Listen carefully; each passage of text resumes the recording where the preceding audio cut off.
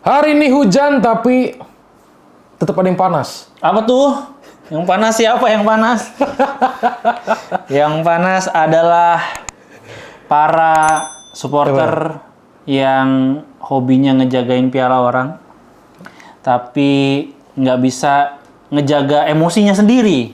Itu dia. Ya, betul sekali. Ya, jadi sebelum kita masuk ke beritanya, hari ini kita podcast bersama Bang Dita. Ya. Hari apa ini? Hari Senin. Senin. Iya, Ya. baru hari Senin. Saya sudah lupa. Ya, hari Senin. Kondisi cuaca hari ini, padahal hujan, sempat hujan tadi ya. Betul, hujan. Akhirnya hujan juga ya. Akhirnya hujan-hujan setelah sekian lama. Ya. Ya.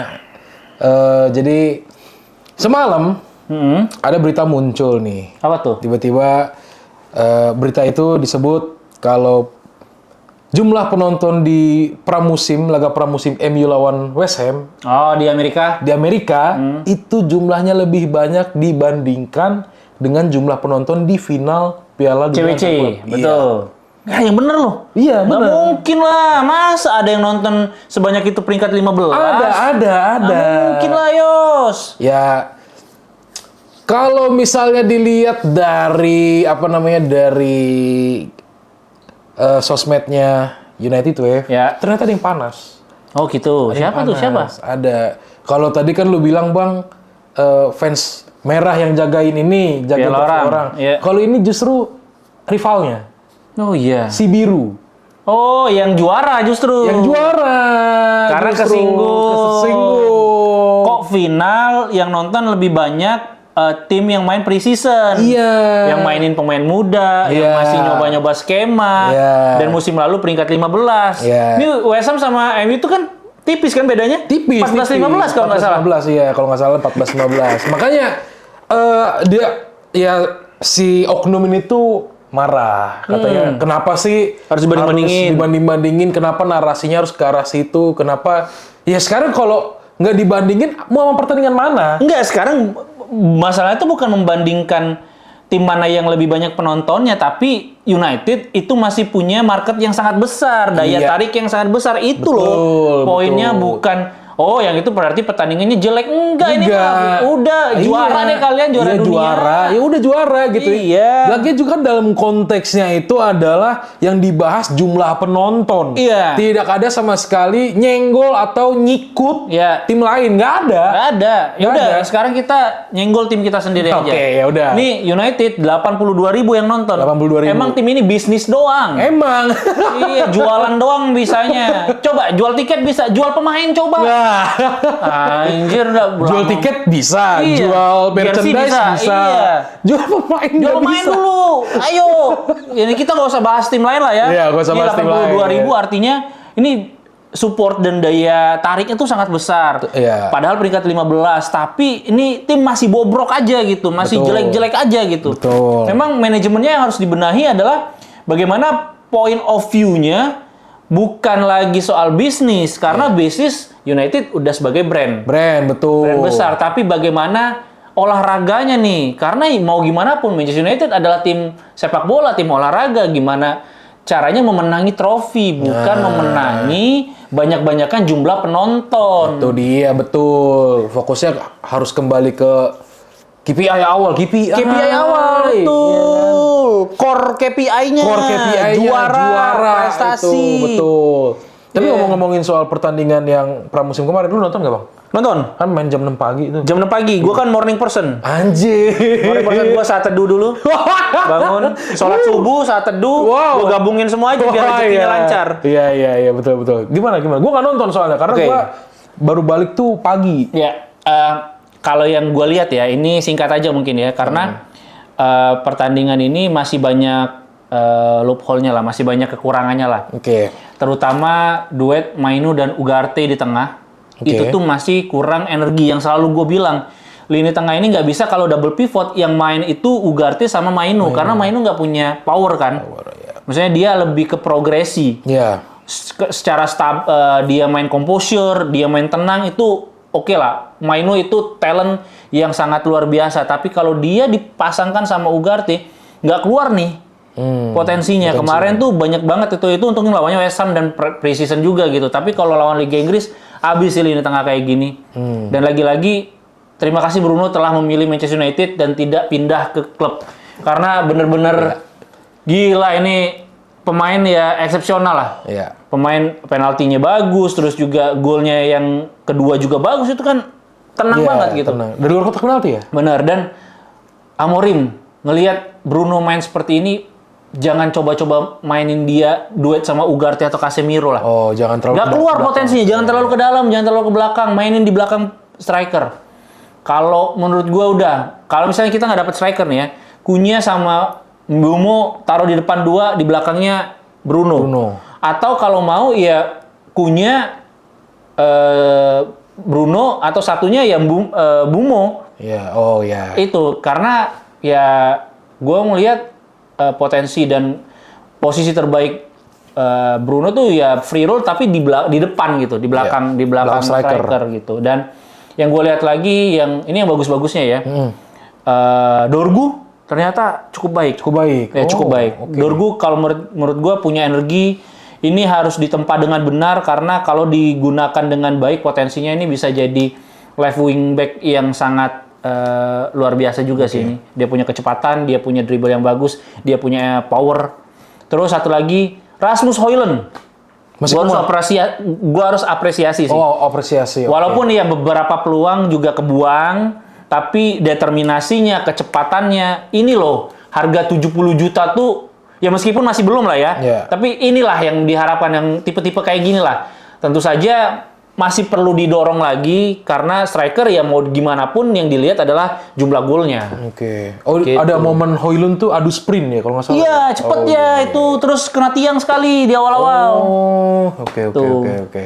Tapi gue tuh sempat lihat cuplikannya juga. Ada satu nama yang gue lihat ini cukup mencolok juga adalah Lenioro. Ini sangat amat memberikan perkembangan yang cukup baik. Lenioro ini didatangkan dengan mahal di umur segitunya, tapi ternyata ya kita kan sempat ekspektasinya tinggi, tapi ternyata wah ini kayaknya bakal gagal nih. Tapi ternyata setelah melewati beberapa musim terakhir kemarin, di pertandingan musim terakhir kemarin, dia cukup oke. Dan di lawan, kalau nggak salah tuh lawan West Ham kemarin, dia tuh banyak beberapa kali ngasih umpan bola jauh. Dan secara akurasi tuh oke banget. Itu yang gue lihat kayaknya, nah ini tipikal kayak Victor Lindelof enggak? Iya, Lindelof kalau sebenarnya dia agak ball playing juga kan. Dia bisa bawa bola sampai ke depan juga. Beberapa kali musim lalu dia coba. Memang keuntungannya adalah jenjang kaki yang panjang juga, tapi kalau biasanya yang tinggi tuh kan agak kaku ya gerakannya ya, nah gampang direbut tuh. Terus baliknya nggak tahu tuh bisa cepat apa enggak, itu kelemahannya. Tapi lagi-lagi Lenioro dan Matthijs de Ligt di preseason kali ini kayaknya hampir pasti di beberapa laga awal 2 posisi ini akan dikunci oleh 2 pemain ini sih. Ini tinggal nanti ya Licha kan masih cedera, tinggal rebutannya ya Maguire atau Aiden Heaven untuk menutup posisi Licha. Menurut gue sih gitu. Dan kemarin juga Luke Shaw masih dicoba di LCB kan? Oh, masih dicoba di LCB. Kayaknya sih United tidak akan beli center back karena udah punya Mazraoui, udah punya Luke Shaw yang bisa main di wing dan juga bisa main di LCB dan RCB. Iya. Kalau ngomong dari sisi komposisi pemain, berarti kan tengah ini yang masih harus jadi concern. Iya betul. Gue dibanding striker nih, dibanding striker gue butuh DM. Gue sih pribadi. Karena striker ya udah masih ada Joshua Zirkzee sama Rasmus Højlund, udah maksimalin dulu aja yang ada, karena sekarang selain striker-striker yang ada itu tidak memilih United sebagai prioritas tujuannya, udah alihin aja ke DM. Dibanding harga yang mahal untuk striker kan harganya gila-gilaan gitu. Tapi kan sekarang nih, kalau Fabrizio bilang, Šeško nih sebenarnya masih available buat Manchester United. Ya, dia lebih prefer katanya. Katanya lebih prefer ke Manchester United ketimbang ke Newcastle. Tapi, yang jadi permasalahannya sekarang kan adalah uang. Betul. Ya, di mana Manchester United belum bisa jual pemain mereka. Jual pemain baru 1. Itu juga di loan Rashford ya kan, belum yang dijual secara permanen langsung gitu. Berarti total masih ada 3 pemain yang bisa dijadiin duit. Sancho, Garnacho sama Anthony. Malaysia nggak dihitung loh. Malaysia ya seorang PSV sebuah klub PSV aja nggak tertarik udah minjem Nggak, mau maksudnya pemain-pemain ya udah liga-liga championship gitu nggak mau. iya, nah itu ya paling kalau 5 juta mah ya itu. lumayan lah daripada bayar gajinya kan. Nah, itu dia. Nah, sekarang kalau misalnya tadi kan lu bilang Bang, lu lebih prefer Lini tengah, DMF ya. DMF ya kan. Tapi di satu sisi ya kita juga butuh seorang striker. Ya. Apakah dengan kehadiran Sesko ini ya kita berangan-angan ya. Kita berangan-angan. Berarti kan otomatis mungkin Bruno ini akan tarik ke belakang. Ya. Lebih ke belakang, lebih ke tengah. Sedangkan lu bilang tadi Bruno ini lebih cocok main di belakang striker. Ya. Nah, kalau misalnya datang Sesko nih, apakah harus si Bruno yang mengalah, mundur? Ya, karena ya mau gimana pun satu tempat di 11 utama tuh udah pasti punya Bruno. Ya. Mau main dimanapun dia, bahkan kalau misalnya sisa yang kosong itu penjaga gawang, kayaknya dia tetap jadi penjaga gawang tuh Bruno. Saking pentingnya nih istilahnya kan. Ya sekali lagi urgensinya ada, tapi bukan yang utama untuk mendatangkan seorang striker. Kita punya beberapa pemain yang memang masih bisa kita coba lah, kita kasih kesempatan sekali lagi. Tapi kalaupun memang Benjamin Sesko didatangkan, gua harap sih karena kita sudah bisa jual pemain dulu ya. Bukan karena kita ya udah beli lagi aja impulsif gitu. Tapi karena kita jual pemain, oke, nggak apa-apa gitu. Jadi opsi semakin banyak. Dan kalau memang Bruno yang akan dikorbankan dalam tanda kutip ditarik ke belakang, ya artinya butuh peran Bumo dan Bumo dan Kunya untuk juga bisa ngebantu backup mundur ke belakang. Sama salah satu dari entah itu nanti kanannya Mazraoui atau Dalo dan juga Dorgu itu mau untuk inverted dan bikin overload di tengah supaya lini tengahnya tuh nggak kosong gitu. Itu sih kalau mau ini Benjamin Sesko. Tapi Benjamin Sesko lagi-lagi belum Premier League proven dengan harga yang mahal. Gue trauma sama Rasmus Højlund, 70 juta something, sekarang 60 juta something, umurnya juga nggak beda-beda jauh. Ya gue sih mending prefer untuk DMF aja gitu. Karena Benjamin Sesko kemungkinan besar pun kalaupun memang dijual, kayaknya sih akan ke Newcastle. Meskipun dia bilang nggak mau ya. Karena Isak kan setelah Luis Diaz dijual, efek dominonya Isak bisa ke Liverpool. Gitu. Oke. Tapi kalau berbicara dari 3 pemain tadi yang belum sempat, yang belum kejual sampai sekarang, Sancho, Garnacho, sama Anthony, kan Ruben Amorim udah bilang, ya kan, ya mau gimana pun ya dia bakal terima nih, bakal siap terima pemain ini. Nah kalau versi lu nih, versi lu dari ketiga pemain ini, mana yang masih bisa dimaklumi, mana yang nggak bisa dimaklumi? Sancho. Absolutely Sancho. Absolutely Sancho. Gila, ini orang mau ditaruh di mana? Bahkan dari Dortmund pun dia tuh udah dikritik soal attitude-nya. Dan menurut gue sih Garnacho kalau mau berubah, dia adalah salah satu pemain terbaik di 2 musim terakhir. Sedangkan Anthony untuk backup mah ya etos kerjanya kelihatan lah, meskipun ya kita tahu kualitasnya tidak sebanding dengan harganya. Ya, betul. Anthony tuh ke beban sama harganya aja sih. 100 juta euro. Iya, itu doang. Tinggian. Tapi rumor terbaru katanya Anthony ini ditaksir sama klub asal Arab. Al Nassr. Yang dimana Al Nassr ini baru semalam mereka membeli Joao Felix. Oh, udah here we go ya? Sudah here we go.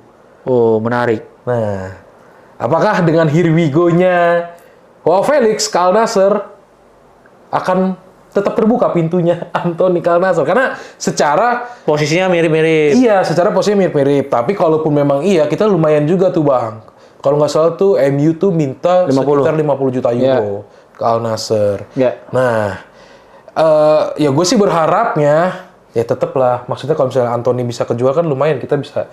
Ya nggak usah datengin Sesko, yang tadi lu bilang. DMF ya? DMF, ya kalau emang DMF belum ada kandidatnya, paling nggak kiper. Ya, Iya kan? Ya, setuju gue kayak. Ya. Ya kalau misalnya Anthony bisa dibeli oleh Al Nassr ya, gue sih berharap memang jadi ya, karena 50 juta fresh money. Fresh money, betul. Bener, dan kabarnya yang terbaru ada Mason Greenwood juga Nah, iya. Ditawar. Dan bener. Mason Greenwood itu punya klausul 40 atau 50% hasil penjualannya tuh ke United. Ya betul. Jadi teman-teman, kalau misalnya Olympique Marseille ini ngejual Mason Greenwood ke klub lain, United itu bakal kecipratan 40 sampai 50% dari hasil penjualan Iya. si Mason Greenwood. Itu lumayan banget. Anggaplah 50 Anggap harganya. 50, ya Dapat kan? 20 juta tuh lumayan banget Dapat lah. 20 juta, iya. 20 sampai 25 mah lumayan Ya, banget. itu dia, Pak. Ya, kurang lebih segitu aja yang bisa kita update hari ini. Kita lihat nih 7 sampai 10 hari ke depan apakah Sesko akan ke Newcastle atau justru merapat ke Manchester United. Oh iya, info tambahan sorry Yos. Mbumo katanya belum bisa main lawan Bournemouth. Oh ya. Bakal baru main di Everton. pre-season terakhir. Ya. Everton baru abis itu Fiorentina terakhir ya? Iya, Fiorentina. Berarti masih ada 2 pertandingan, cukup lah untuk coba formasi dengan Mbumo gitu. Kalau menurut gua. Jadi lawan Bournemouth itu tanggal 31 nanti 31. hari Kamis jam 8:30 itu jamnya enak banget buat para pengangguran. Iya kan? Iya dong. Maksudnya kan orang kan bisa juga baru nyampe kantor nonton, juga lagi sembari sambil kerja, sambil sarapan kan bisa juga. Nonton ya. 9:30 pagi guys di MUTV ya. MUTV. Ya. Yaudah, jadi segitu aja. Gua Yos izin pamit. Dita Pramudia pamit. Thank you.